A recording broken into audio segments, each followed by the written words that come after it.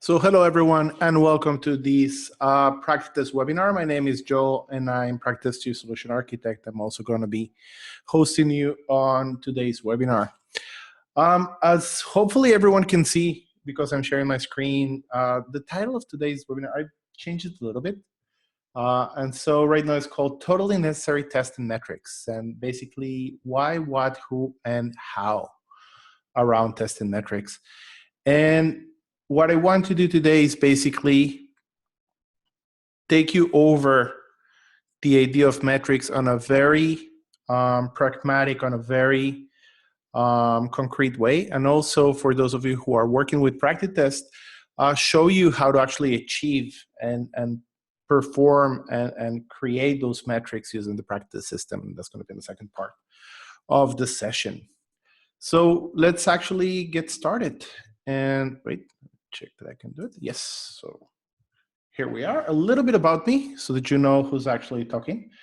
So I've been in testing for the last around 22 years, if we're gonna trust this slide, and I guess that we should. I started as a tester on a small startup some 20 plus years ago. And from then I managed to evolve into a QA manager, QA director, a number of places. I have worked in about 6-7 different places. And today what I do, I usually blog and speak, and I will share a little bit about my blog later on. So it's the QA blog or QA Intelligence blog in PractiTest. And my work in PractiTest is basically I'm the chief solution architect, and that means that I try to take my knowledge in testing in order to help our customers work better and basically create a better solution for that. And that is why I get to travel quite a lot and visit our customers live or interact with them directly and learn quite a lot from them, and also try to help them in order to be better testers and to provide better information what they're doing. And I'm also the QA manager at PractiTest, which means that I'm in charge of quality and so our own testing metrics. I try to do other stuff around the community. I am a big believer that there's quite a lot of things we can do within the testing community, and I here invite you to take a more active part of that. And part of what I'm doing is basically running the state of testing survey. I'll talk a little bit about it later on. And I also the chair of the online testing conference, which is a free testing conference we do twice a year, where people can basically come and either speak if you want or just participate and take part of those sessions, where the conference is 100% online and 100% free. And if you're interested in learning more about either of those projects, you'll have my email at the end of the session, and I'll be happy to share them with you. Couple words about one of those projects, the state of testing, and mostly because it's something that we're doing right now. The state of testing, it's a project that I started with a friend of mine, Lalit from Tea Time with Testers magazine, if you've heard of it. And our idea is basically to run a worldwide QA survey that is helping us to understand more about what's happening in the testing community, but also to start to see interesting trends on what is going on around the testing community. We ran the survey, it closed about 10 days ago, but we are working on the state of testing report, so you cannot answer the survey right now, but you will be able to get that report for free. And again, you can go to my blog, qablogpractice.com/state of testing, and just subscribe so that we can send you an update once we have released that report. Before we get over to the topic that we're talking, just a little bit about PractiTest. These guys are actually hosting us. So for those of you who are working with PractiTest, great. For those of you who are not, PractiTest is basically a great QA management system, a SaaS, meaning hosted QA management system, where the idea behind PractiTest is to make a solution that it's simple and intuitive, but it's also very professional, flexible, /customizable. We integrate with almost any system that you might be working with. And believe me, we really do have the best support to the system. You can try us. We do our best, and we actually manage to do quite a lot. And you can join quite a lot of very cool companies that are currently using PractiTest for their day-to-day work.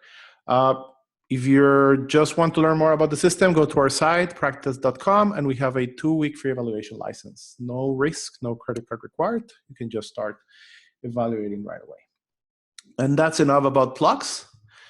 And let's start talking about what we came to talk about here, and that is going to be metrics. So let's start from the interesting part.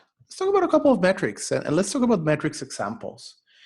And when we talk about metrics, usually we're talking about stats or information that is coming from our projects. And so these are three of the metrics that I tend to see quite a lot. And again, the format might be a little bit different, but usually we see this in almost every project. And if we're talking about execution metrics, then one of the very interesting things is going to be, hey, if I'm looking into my application based on the components or modules that I have internally, what's the status of the test cases for each one of those modules? So again, imagine that I have a project that has application server module and database server module and client side and web client.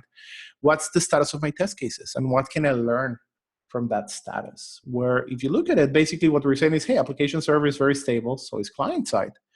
On the other hand, web client is not that stable, so we might want to invest sometimes on it. While database server, because we have quite a lot of not run test cases, it's actually a very big question mark. So that's an example of a very cool metric that we basically see quite a lot. Another one might be the progress within a project of your execution status. So each one of our builds, what has been happening to our test cases. And so we can see the story here where we basically might have started with some test cases and most of them were passing. And then we added a bunch of test cases and they started failing and we made them to pass. And this is the place where basically the system is quite stable and we can release it. Or you may want to look into your test cases from another perspective and say, hey, show me the results around the current build of new features versus regression features so that we can make a better assessment. Okay, and we will talk about assessments in a couple of minutes. Now, but metrics are not only around test execution. You might want to go also, again, within execution, you might want to focus on automation metrics. And so some people like to work, and by the way, this graph, it's equally important when you're working with automation metrics as well as with manual testing metrics, where you see basically the progress of your test cases. And what we're seeing here is basically a healthy project where the more test cases we're adding, the more that they're basically passing. We do see a stable number of failed test cases for whatever that reason might be. And also when talking about automation, quite a lot of times we're asked about our coverage. So, okay, so we have 1,000 automated test cases. What is their coverage? Are they covering the system enough? So you might see it on percentages, you might see it in absolute graphs. And again, all of that is going to be information that for one person or another, it might be an interesting topic. But as I was saying, metrics are not only about test cases, or if we show only test cases, we're usually only seeing half the picture.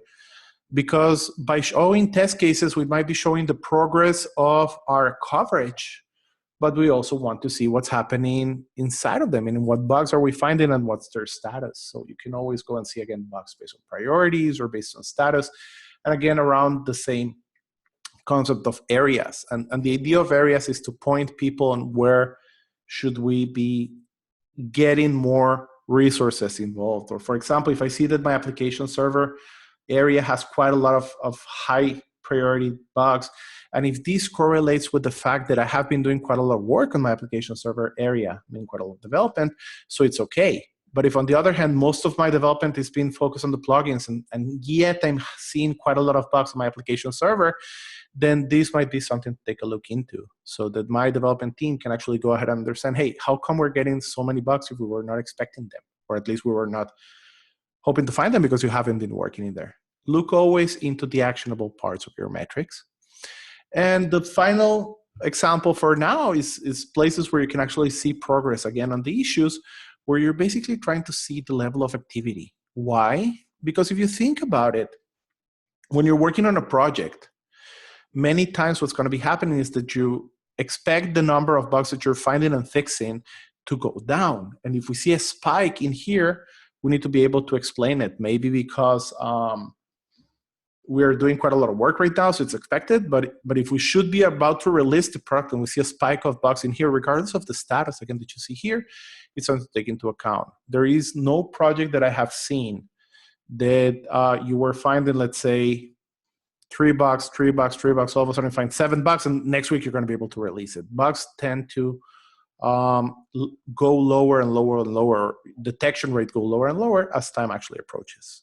Okay, so again, I wanted to start with some concrete examples because people usually try to feel, or whenever people talk about metrics webinars, then what interesting people is show me some examples. I want to take some concrete examples of stuff that I can go tomorrow and implement on my project and be over with. And so I wanted to put this in here instead of at the end, just to get it over with. But now that we've talked, now that we saw the graphs that it's in here, I want to flip the coin and I want to start talking about what I believe is the important part of metrics in every project that I approach.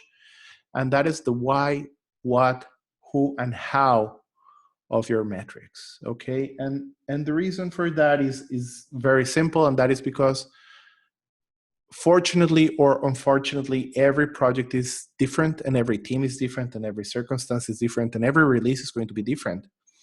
And if everything is different, then there's no way that your metrics, you can have a one-size-fits-all metrics for your whole projects, okay? And now I want to talk about, having seen these maybe examples of metrics that I tend to see in many systems, which are the metrics, or how can you come up with the metrics that are going to be good for your own project? So just to give you a little bit of an idea, what we're going to be talking right now, it's again, how to think about metrics and plan your metrics and recognize your metrics. And after that section, again, we're going to be turning into PractiTest to see how can you then take this into practice. By the way, I wanted to remind everyone, you do have a Q&A section within your Zoom system. And if you want to ask questions, you can go ahead and ask with the Q&A. Let me check. Yes, we do have the Q&A. And so you can go ahead and ask questions. So guys, if we're going to be talking about the why, what, who, and how about metrics, then let's start with the first point and let's talk about why. Why do we need metrics?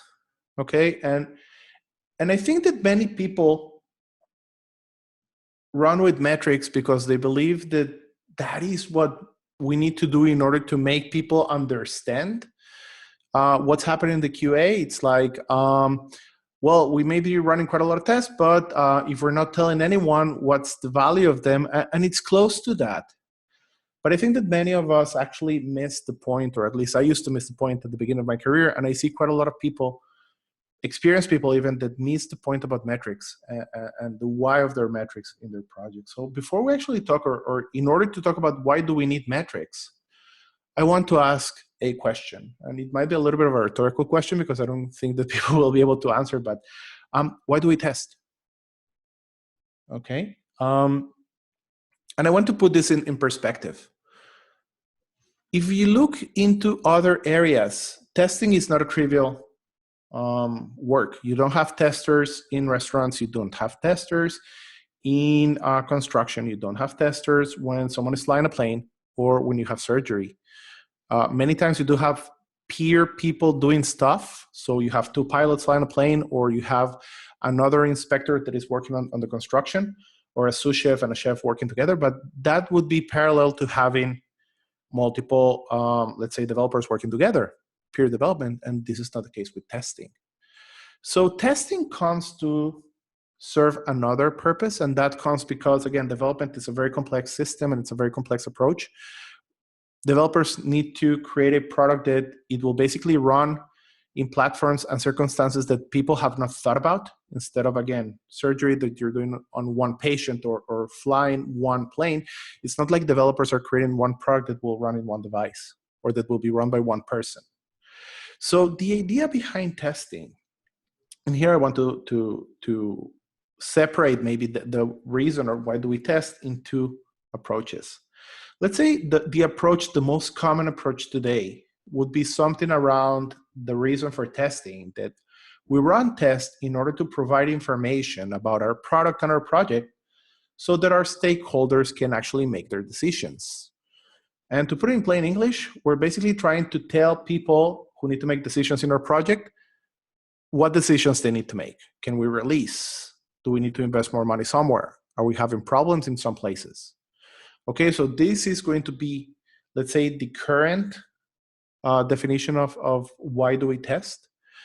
I want to bring another definition. This is a definition by Brent Jensen on the A/B testing podcast around his modern testing approach, where he says that the reason for testing is basically to accelerate the achievement of shippable quality. this has been a very big eye-opener for me. By the way, if you're not familiar with the A/B testing podcast, is Alan Page and Brent Jensen. They have a great, incredible podcast, actually, and they talk about testing and modern testing and data science and stuff like that. And modern testing is basically where they believe, and I think that they might be very accurate on that, where testing is going to be in the coming years. And what they're saying is that it's not only about information on the product and project for stakeholders to make decisions, it's a little bit wider than that. And I'm not going to be talking about that right now, but I had to bring it forward. We can still stick to the more traditional definition, or maybe to both of them, in order to understand why do we need our metrics. But taking any of them, what we need to understand is that we're not testing for the sake of testing. We might be testing either to provide information or in a more open approach to accelerate the achievement of shippable quality. But regardless of how you're looking at it, testing is a service. We are providing a service. We are serving our stakeholders, our developers, our project managers, our management, anyone, in order for them to do something, okay? And if testing is a service, that means that we need to all the time understand what kind of service our stakeholders need. I mean, in the matter of metrics, what metrics are they needing? Now, in order to understand a little bit more how a service in testing looks like, I want to take two examples of similar cases in different approaches or different methodologies or different areas, basically.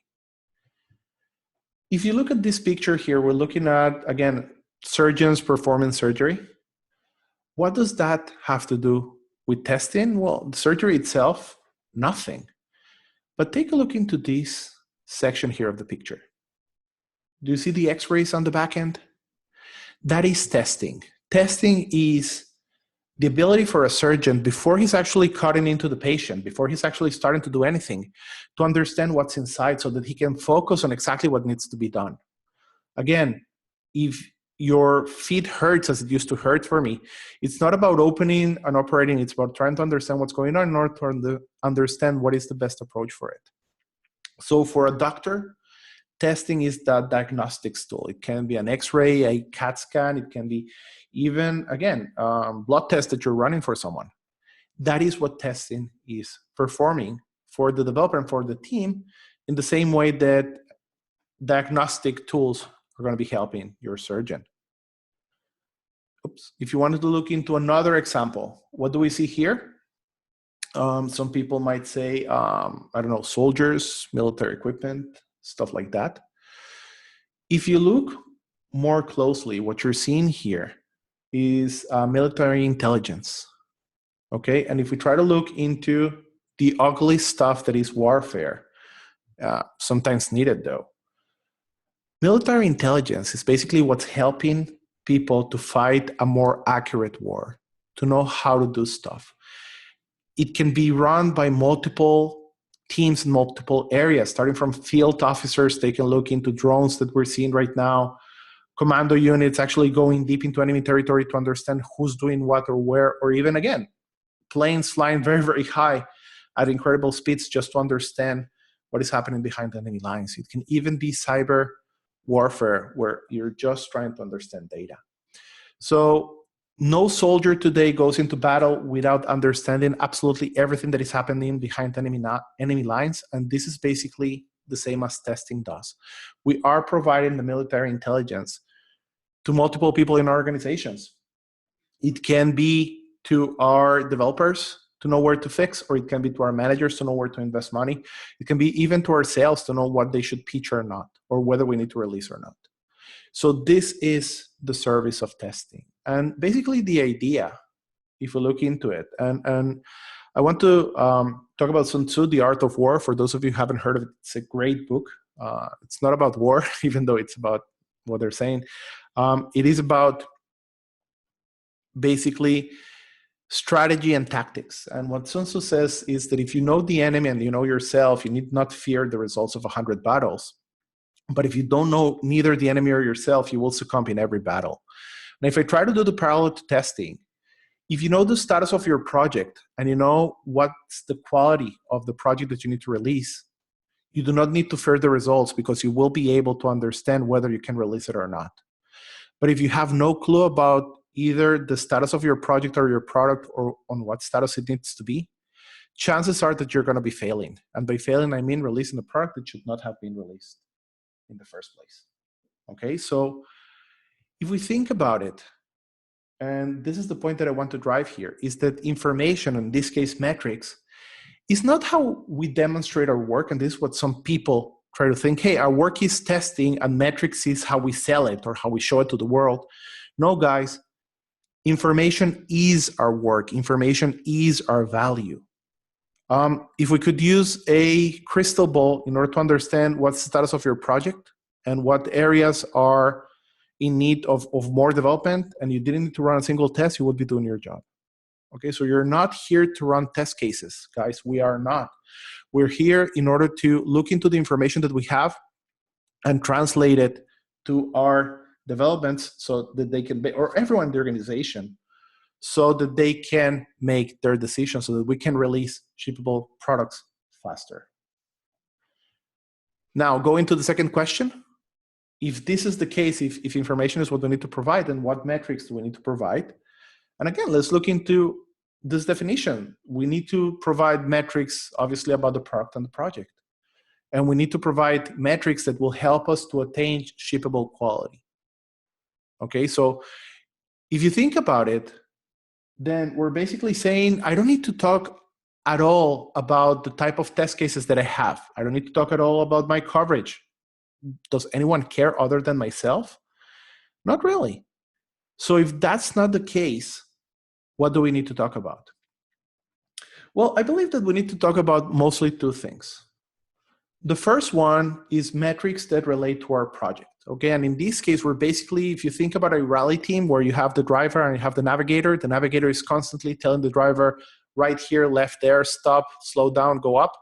So this is what we need to do. We need to tell the people running our project where do they need to slow down and when do they need to go faster. And so one of the best metrics that we can provide, or best information, is, are we going to be able to release on time? Yes or no, based on what you know right now, is your team going to be able to release the product on time, obviously on quality? You can look at it later on. Again, most times the answer to the first question is going to be nope, we're not on track. So if we're not on track, if we can put more efforts, more money, more people into someplace in our areas, where should we invest our efforts? Okay, still, we're talking about our project here. How can we achieve that project? Is all marching according to plan or expectations? Again, by the nice part here is all marching and expectations. Do you have a plan? Are you actually working based on that? That is going to be information that it's important for your project's keepers in order to make sure that you're going to be able to release on time. And this is what's important. If you look maybe closer than the project, then you can also talk about the product. And here we basically become that X-ray showing what's the status of our system or the system under test. A metric that I think that it's incredibly valuable, especially if you're releasing into a mature product that has multiple users, is the product better than what we have outside? By better, I mean the broadest definition. Is it stable? Is it more stable, or at least as stable? Do we have better functionality? Do we provide more value? If you're looking into the product, and again, it's not everything is marching according to plan, what is missing or what needs to be fixed? Okay, again, providing here, if you're looking into an X-ray, hey, this is the place that is broken. This is the bone that needs to be fixed. And obviously, one of the things that I want to talk about a little bit later on, if you're starting to work on a DevOps team, and if you're also in charge of production environments, then you need to be able to provide metrics on whether the product is behaving correctly. Okay, I'll talk a little bit more about that a little bit later on. But these are, again, points on what we need to be focusing on. If you notice here, I don't talk here about coverage. If I am to talk here about the progress of our test cases, remember that we saw the progress of our automation, it's only in the context of whether are going to be able to release on time. No one cares about your test cases, guys. Learn it. They don't care unless it's your test director. No one in the product team and no one in the management team cares about your test cases. They care about the product and they care about the project. So any metric that you're focusing on test cases, it's a metric that, unless it's providing information around the product or the project, you're basically wasting their times. The information you need to provide will basically depend on the product and the project that you're working on. So even if you have a template, it doesn't mean that you will be able to use it unless you make some changes to it. Okay, so you might have an idea of what you want to create on your metrics, but you will need to plan it for every single project. And not only that, but if you think about it, the needs of information are going to be changing constantly within your project. If you think about it, again, think about a project that it's not an agile project that is being released every 3 weeks, maybe a project that will take 6 months. At the beginning, people want to know whether we're progressing accordingly. At the end, people want to know about quality. And if you tell them at the beginning that the quality of the product is not very good, they'll tell you, well, we still have quite a lot of time. So I don't really care about that. I want to make sure that people are delivering the builds on time and the features on time. So all the time you will need to ask yourself, what are the needs of the information and how can we actually provide it? Because again, take it as a fact, they will be changing all the time. Now, if metrics are changing and if you need to provide a service, then the question becomes, to whom do you provide it? Meaning you're working for someone. Who is that someone? Well, that's a simple answer. You're basically working for every stakeholder in the project. You're working for everyone. You're working for your team. You're working for your developers. You're working for everyone on them. Management, support, even for your end user if you want. Now, how does it work? Let me give you some examples. If you think about the managers, and again, we're talking here about the managers, direct managers, maybe the R&D manager, director of quality. They want to know if the project is on track.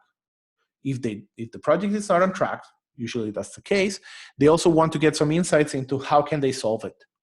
Okay, and that's a very important part of metrics. It's not only about showing what's going on, it's about showing information that will help people to understand what needs to be corrected. So these are your immediate managers. If you're looking at, let's say, executives, CEO, VP marketing, stuff like that, they don't want to go into details. They want to get basically a traffic light, green, yellow, red. Is the overall status of the project good? Are we going to be able to deliver on track? Are there issues? Should we be worried? Remember, these guys have to make tons and tons of decisions. So only if there's an issue do they want to know about that decision in order to be made. So you don't want to go into very much details. If you think about developers, well, that's easy. They want to know what issues need to be solved and maybe where do they need to put more efforts. Are they done or not? Product team, well, it's not only about whether the features have been tested or not. Why not give them feedback? Hey, you know what? The product that we're delivering, the new functionality to create a better report, it's worse than it used to be. It's lacking this or it's harder to do that. All of that is information that might be useful. And again, if you're working with an operations team, if you're working on a DevOps team, then people want to know if there are issues and where. And it's still your responsibility as the QA lead or a QA tester or someone with regards to quality within your team. So that is going to be very important. Now, important thing to understand is that if everyone needs different information, then that means that you need to collect different data. And it also means that everyone will be working based on different channels. And so the dashboard that you're giving your management is not going to be the report that you're going to be sending your executives, and it's not going to be the different report that you're going to be sending your product team. So if you think that you can get away with a one-size-fits-all information, and we'll get to that in a couple of seconds, then it's not going to happen, okay? So how do we need to structure our metrics if that's the case? A very important guideline is that over-information is usually as bad as under-information. In plain English, if you're saying too much, it's as bad as saying too little. And the reason is because people get tired. So again, I remember myself 20 years ago creating a very large email that used to start by explaining what we tested and the risks that we identified. and the test that we run, that we didn't run, and if developer was late or not, and only then starting to talk about the statistics of the test that we were running, and at the very end having a table that showed like every single feature, what was happening there. People didn't read our reports at all. Why? Because maybe they read it once, maybe they read it twice, and they started at the beginning, they broke, and they didn't finish the whole report. If you start telling too much, people won't read what you're saying. So basically, start from the end and make sure that you're providing just enough information for everyone. What does this mean? First of all, that there's no one size fits all. Information and metrics and the data that you're providing needs to be specific, because as I was saying, attention and focus are limited. Okay, people don't really care about what you're doing. They care about the product. And if you're going to be telling them what you're doing, then you're basically going to lose all their attention. Everyone likes to start with a simple indication. They basically want to start with a traffic light, good, bad, more or less. And if you manage to catch their attention, then you can expand on that information. So make it gradual, meaning start with a high level overview. If you can, pretty little graphs with some color coding in it. And then on your second page, third page, as much as you can, or other dashboards, then go into details. Because if not, again, you're going to be losing them. Remember that graphs are always better than text. If you need to write something, make sure that this is not the only way that you're doing. If you're going to catch someone's attention, it's going to be with a graph, and especially a graph that they know. Having said that graphs are better than text, you can never assume that people will reach the same conclusion you got from a graph or from a number. One of the practices that I tend to tell everyone is that any graph or any report that you're providing, make sure that every graph has a small legend or a comment at the bottom. Why? Because you might assume that people will see the darkness approaching based on the same graph, where someone's going to say, hey, it looks okay. So make sure that, again, you're able to explain why. And again, try to explain also how can stuff be done differently. And a thing that I guess that people don't realize, it's usually hard to work with only one channel, even if you're talking about the same team. So if you're going to be sending information to the product management team, it's okay to send that on a dashboard that you're publishing and then an email, or if you're talking with your development manager, to use both a dashboard within your queue management system and also an email or report that you're sending along. As long as people understand that you are providing the same information, it's basically a reassurance. You're telling people, okay, you know what, maybe you didn't read it here, I'm going to put it here as well. Okay, so just make sure that, again, you're not sending irrelevant information. But if it's the same information around multiple channels, it's okay, as long as people do understand that you're using the same channel, or again, different channels to translate the same information. Now, also very important to understand is that information will come from multiple sources, and testing is only one of them. What sources? Guys, sometimes, you know what, even you can provide opinions based on your usage, even if it's not your formal testing. Sometimes you can go over log files, and you can go over monitoring that is happening live, especially, again, if you're working DevOps. And you should be able to include all that information whenever you're creating your metrics, so that you can provide all the information that you get along. It's not only about testing metrics, it's not only about bug metrics. You can get quite a lot of information from multiple sources, and you need to make sure to use all the information that you have in there. Now, I talk quite literally about metrics, and again, just on a high level, and my idea here was basically to help you understand that you cannot take template metrics and just apply them to any project. You need to understand what's important to your project. But for those of you working with PractiTest, one of the things that we tend to see quite a lot is that even if you have ideas on what do you want to create, people do not realize them that much. And so what I want to do right now is to switch over and go and explain how can you create better metrics, better graphs, and get more information out of PractiTest if you're able to, again, plan it and follow it as it needs to be done. So I'm going to switch over to PractiTest here. And I want to show you some guidelines of things that you should do if you want to generate better metrics within PractiTest guy. So by the way, for those of you who do not know PractiTest, this is PractiTest very quickly, the QA management system that I talked at the beginning. And if you notice, PractiTest does have modules for all of your information, requirements, test planning, test execution, issue management. And we also have a pretty good dashboard module that is also being used very much. So I'm going to be focusing right now on how can you generate reports and dashboards and graphs that will help you to convey the information that you want to pass along. Okay, and remember, I'm only showing you how to make the stuff, but the specific stuff that you will want to make, it will really, really depend on the way that you're working. So the first thing that I want to make clear is that you're only able to create graphs and you're only able to create dashboards or reports based on the information that you're gathering, okay? So usually you need to start from the end and then build backwards. For example, if we take this graph in here, where my idea is to tell my management team, what's the status of our different modules based on the results of my test cases.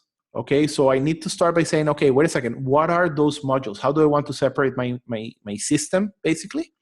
Let's assume that these are 4 teams within my site: the application server team, database server team, client-side team, and web client teams. And so I need to make sure that I'm capturing this information in here. The same goes, for example, if I want to capture that information on my issues here, or if I want to show, for example, how are my build progressing, okay? What's the status of the test case in my builds? If I don't have that data here, then nothing will be able to generate those graphs outside. Now, most of the graphs that I have in here are execution graphs. So for that, we need to go over to the tests and runs module. And again, I'm not going very deep into practice functionality. If you are interested in PractiTest, send me an email and we can set up a demo session later on. But if you remember, we're here within the tests and runs, and these are the tests that I have in here, a very small project. And if I wanted to create this graph in here, let's say one, for example, that is showing me the execution of my test cases based on the module that I'm running, then I need to make sure that I'm capturing test cases based on modules.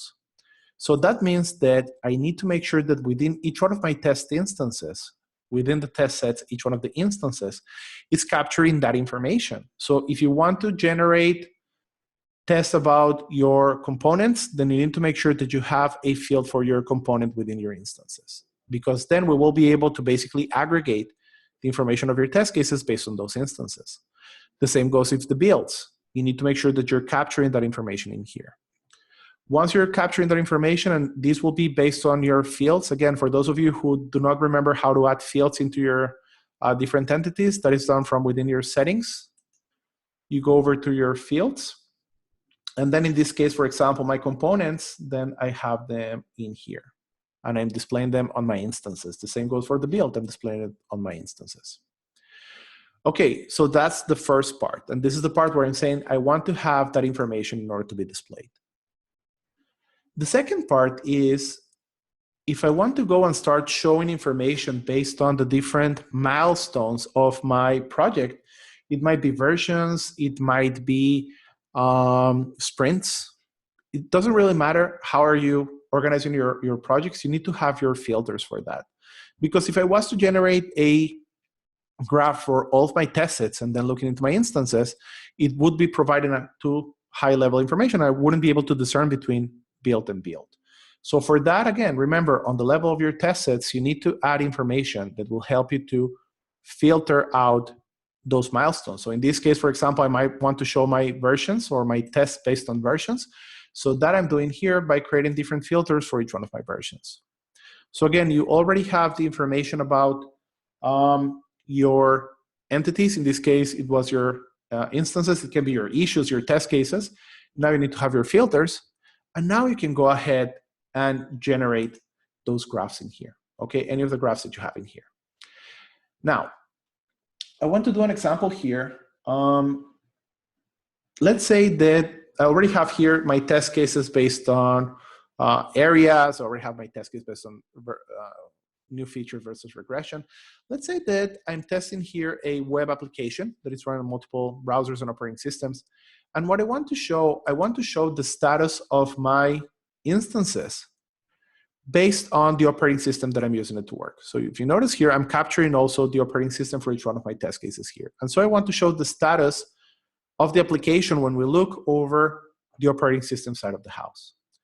So for that, as a reminder, let's say that I want to add here a graph that will show me for version 1.5, how do my test cases look based on the operating system that I have. I can either go to my settings and dashboard settings, or if I can modify my dashboard, I have this shortcut in here.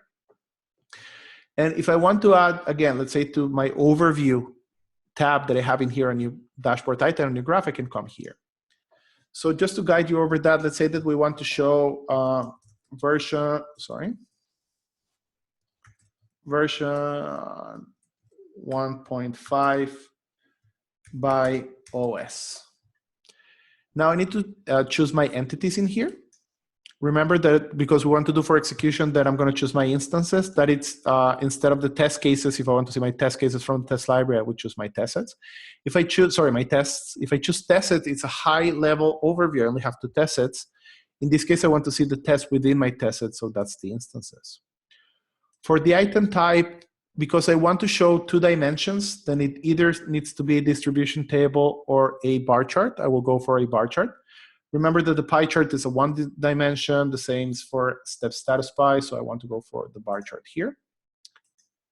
Pressing continue allows me, first of all, to define the filter. I want to go for version 1.5, so I'm going to choose this filter here.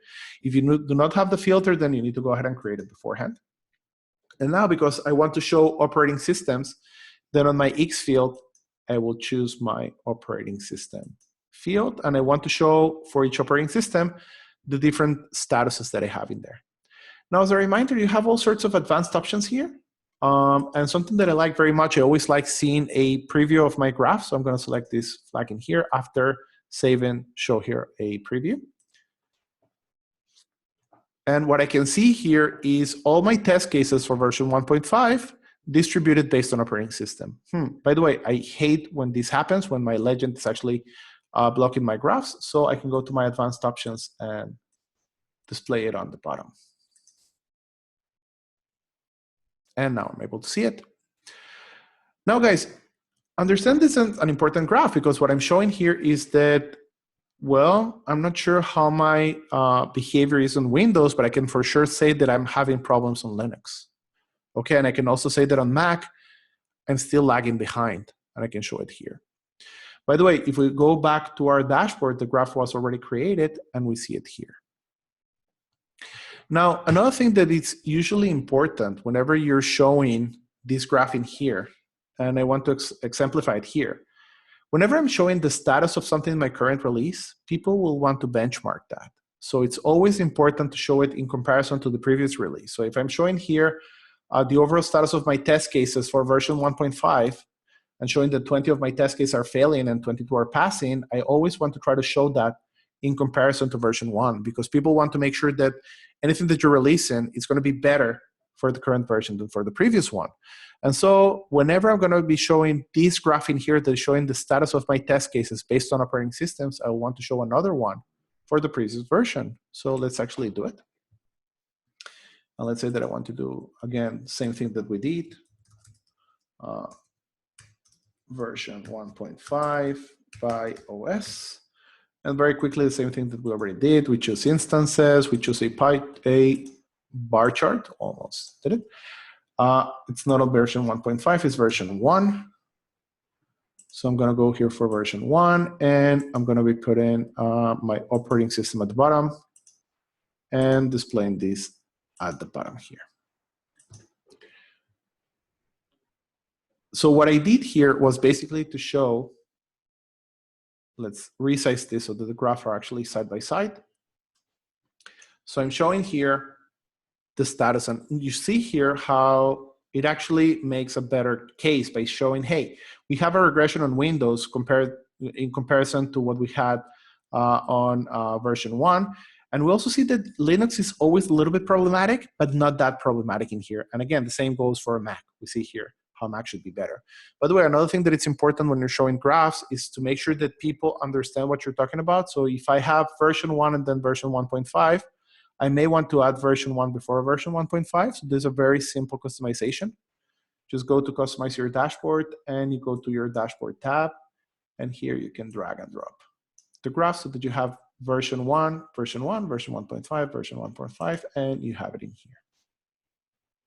Okay, so again, these are examples of very, very simple graphs that you can create that will show quite a lot of information. Remember, people don't care about your test cases. The story here is not what you've run. The story here is that the stability of your application on Windows is lower than when it was. On Mac, you still have a very big question sign, and also on Linux is worse than what it was. This is actionable information for your development team and for your product team saying, hey guys, we need to make sure to make better stability for our product. This is the way to approach your graphs. Wait a second, let me check.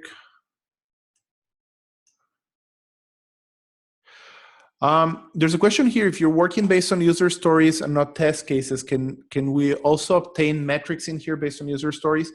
The answer is yes, and for that user, again, get in touch with me a little bit later on. You can customize the system any way you want, and so you can see information based on requirements or user stories or runs if you want. Okay, so that's with regards to a question that was asked to the panel. Now, a couple of additional tips related to PractiTest here. Guys, one of the things that is usually important when you're working within a team, and especially if you're working on sprints, short sprints of 2-3 weeks, is that people like to be able to compare sprint by sprint. So one way to do it is to take only one graph and show sprint 1, sprint 2, sprint 3, sprint 4, all the sprints one next to the other. Another thing that is very important is to have a high-level overview. Like I said, first of all, show the high-level view of what's going on. Then if I see here that I'm in trouble in version 1.5, I may want to go over to a tab that has more information. And so here we can see, again, it's not on a higher level basis, we can see based on our components, based on new features. We can also see information about our bugs in here, all about version 1.5. The important thing in here is to make sure that people don't need to think quite a lot. They can basically get used to the way that you're creating your dashboards and then just switching over to the information that you're doing with, again, sprint 1, sprint 2, sprint 3. And for that, you can basically create the same type of dashboard. And if you notice here, we're showing the same information for different versions. You can do the same for different sprints. And if you want to do it in PractiTest, again, it's very, very simple. We added a feature not a long time ago where if you want to go ahead and say, hey, I already have my tab for version 1 and for version 1.5, and these are the graphs that I want to have. Let's say that you're going to be releasing a new version now, version 1.6. Then you can simply come here and clone your dashboard tab. And you're making a duplicate tab. Now it's called clone from version 1.5. Let's call it version 1.6. Let's rename it here. And what you would need to do after doing this is simply to go over to your graphs, and wherever you have version 1.5, modify the filter. You need to, again, go ahead and make sure that you have a filter for that. And then it would point to your next filter in there. So always try to show the same information, 1.5, 1.6, like this. And by the way, you can also reorder your tabs in here. If I want to show, first of all, version 1.6, that's the most recent, then 1.5, then 1, sorry. Then you just press here, and again, you can drag and drop your tabs like this. And remember, you're not limited to the number of tabs within PractiTest, so you can have as many as you want. Usually, it's also a good idea to have, even if you're going to be having like different versions or different teams, to make the first tab where people actually land to have an overview tab so that everyone can actually see it from here. Now, additional stuff that it's also useful when you're working with PractiTest, remember, if I want to see this dashboard here, I need to log into the system. Sometimes, again, your management, your directors are not going to be logging into PractiTest. So what you want to do is you want to share this information even for people outside of your project. So if I want to share, for example, my version 1.5 tab with someone else, I can make this tab publicly available. The way to do that is, again, let's customize our dashboard. And we want to make this tab in here publicly available. You just press here to edit your dashboard tab. You select this checkbox here. Let me just take my URL here. And the URL that you saw in here, this one here, basically you can add it to an email and send it to people. Oops, sorry. Just make sure that I saved it.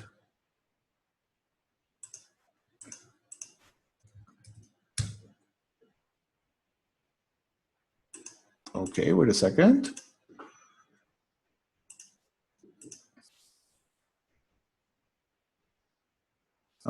Just take it here.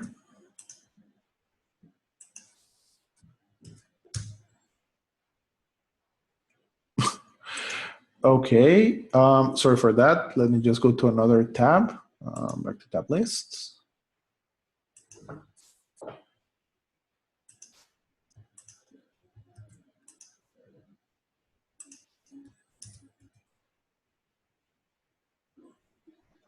And if you notice here, this tab is publicly available, which means that I can just take this URL here, put it in an email, send it to someone, and they will be able from their email just to open it up and go over to the graphs that you want to share with them. So again, the idea is to not talk about your test cases, just talk about the versions that you have in here, about the information in there.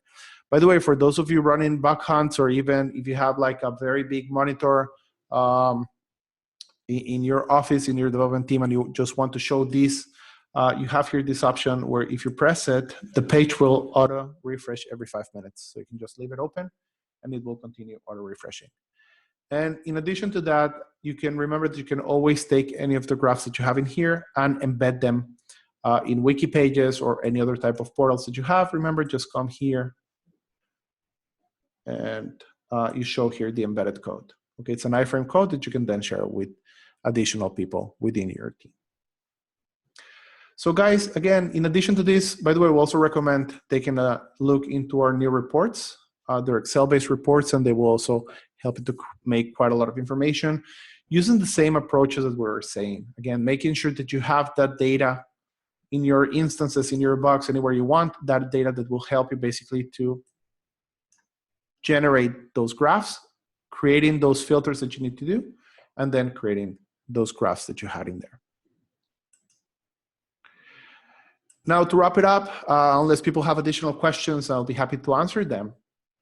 Then remember, if you want to create good metrics within PractiTest, start from the end and know what you want to show on your graphs, because that will help you basically to capture that information using fields, that data using fields. You need to add them wherever you need to have them, on the instances, on the bugs, on the requirements. By the way, if you want to work with user stories, then usually that's going to be within your requirements. You will need to create filters. Filters are a base within PractiTest. They help you to zero in pinpoint specific information, and it's actually pretty cool to create filters because you can then use the same information for multiple needs. If you want to show on the one hand the information for a sprint, or maybe also see automation throughout different sprints, you can actually do it there. And if you're going to be working in a long-range project, use the cloning, use filters, use dashboards in order to save your time. And one of the things that I have found very, very useful is the use of public dashboards and to embed those graphs into either wiki pages. If you're using Jira and Confluence, it's very common for us to see people embedding graphs into Confluence. And again, you also have the explanations for that. So guys, this is more or less what I wanted to cover, and I'll be happy to answer additional questions if there are. A piece of information that I remember a little bit late in the day, it's that one of the things that you want to do is to make sure that your graphs and your information, your dashboards, are basically what is called SMART. And SMART is basically simple, measurable, actionable, repeatable, and simple and timely. So make sure that whenever you're creating a new graph, it will be very simple to understand. It will have measurable information that people will understand. Again, it will be easy for them to grasp what you're telling them. Actionable, you should point to something that needs to be done, to an action to be done within your project. Repeatable, if possible, try to show how this information benchmarks against other projects. And again, we saw that seeing different versions of different sprints. And timely means that people can actually take action today. So guys, thank you very much for your time today. If you want to send me any questions or just get in touch with me, this is my personal email address. I answer all the emails, maybe not on a timely basis, but I do make sure to answer every email that I get. If you want to follow me on Twitter, that's Joel Monty. And if you want to read the blog that I mentioned a couple of times, then it's qablog.practitest.com. So thank you very much to everyone in here. We will make this recording available later on. Thank you for your time and hope to talk to you in our next webinar. Bye-bye, and thanks a lot.